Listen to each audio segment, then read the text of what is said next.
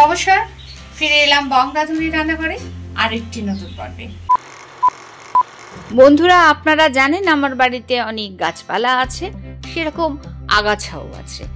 যেরকম বাড়ির পেছন দিকটাতে পাঁচিলের ধারে দিয়ে একটা ডুমুর গাছ হয়েছে, আর সেই ডুমুর গাছের পাতাগুলোই আমার আজকে লাগবে।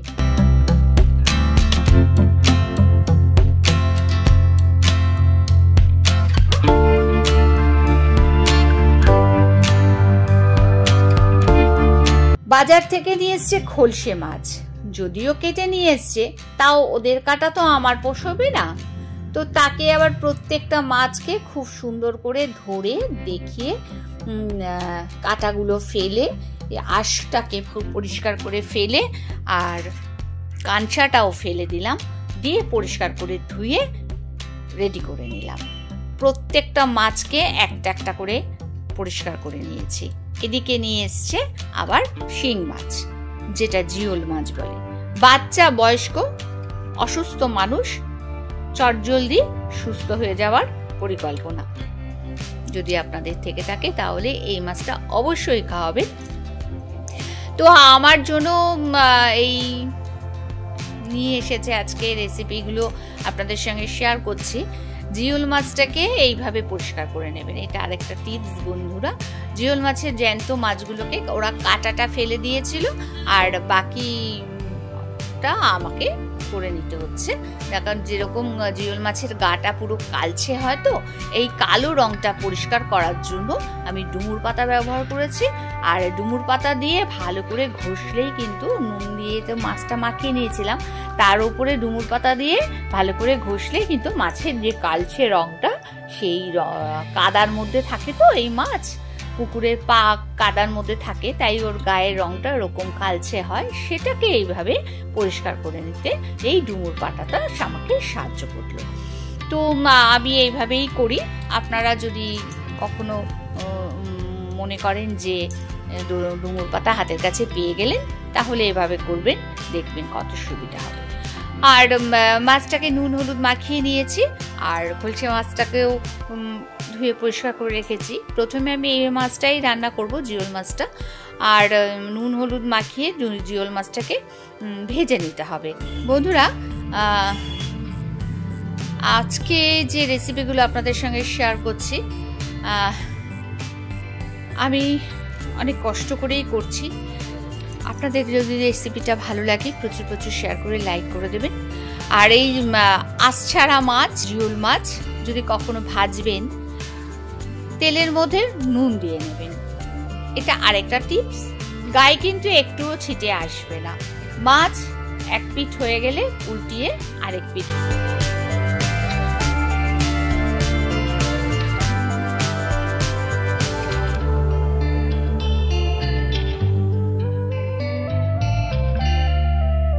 আমার ভিডিওটা দেখে প্রচুর প্রচুর শেয়ার করে লাইক করে দেবেন। আর এখনো যারা সাবস্ক্রাইব করেননি, তাদের বলবো সাবস্ক্রাইব করে পাশে থাকা বেল আইকনটি অল ক্লিক করে দেবেন।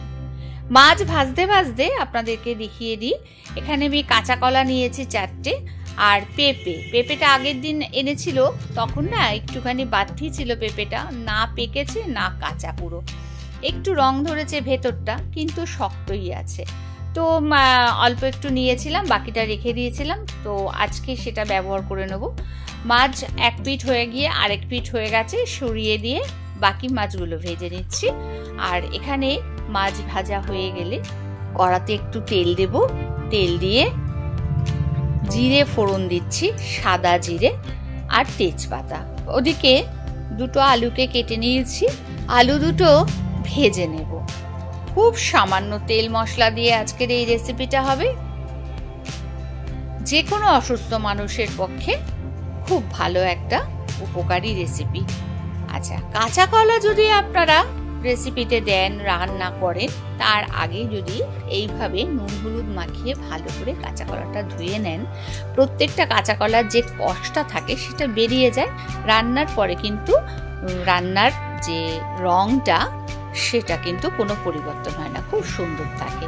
কাঁচা কলার কষটা বের করে নিলে, নুন হলুদ দিয়ে মাখিয়ে জল দিয়ে ধুয়ে নিলে রান্নার রঙের কোনো পরিবর্তন হয় না। তো আজকের রেসিপিতে বিশেষ কোনো মশলা আমি ব্যবহার করছি না। নুন আর হলুদ দিয়ে কাঁচা কলা আলুটা ভালো করে ভেজে নিয়ে জল দিয়ে সেদ্ধ করতে দিলাম।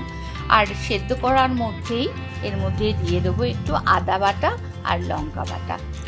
আর ওই যে পেঁপেটা কেটে রেখেছিলাম ওটা দিয়ে দিলাম। 3 আনাজ হবে বলে এখানে দিয়ে দিলাম একটু কড়াইশুঁটি।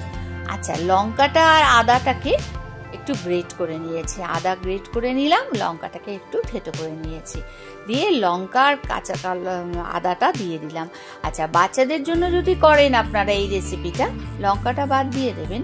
আর বয়স্ক মানুষ তো খেতেই পারবে। আমার বাড়িরই গাছের থানকুনি পাতা বেশ কয়েকটা তুলে নিয়ে এসে দিয়ে দিলাম। সবশেষে গোলমরিচের গুঁড়ো দিলাম। এইভাবে একবার রেসিপিটা করে দেখবেন, খুব ভালো লাগবে খেতে। বন্ধুরা, আমার আজকের প্রথম রেসিপিটা হয়ে গেছে। এখন এবার দ্বিতীয় রেসিপিতে চলে আসি। খলসে মাছ। খলসে মাছটা নুন হলুদ মাখিয়ে নেব। নুন হলুদ মাখিয়ে নিয়ে সেটাকে ভালো করে ভেজে নিতে হবে। আর সেই ভেজে নেওয়ার জন্য প্রথমে সর্ষের তেল ফ্রাই প্যানে গরম করে নিয়েছি। আর মাছ ভাজা হয়ে গেলে খানিকটা মাছ ভেজে তুলে নিয়েছি। ওই তেলের মধ্যে বাকি মাছগুলো দিয়ে ভেজে নিচ্ছি। সবকটা মাছ ভালো করে ভেজে নিচ্ছি। পাশেরটাতে আমি পাশের ওভেনে কড়াতে তেল দিয়েছি।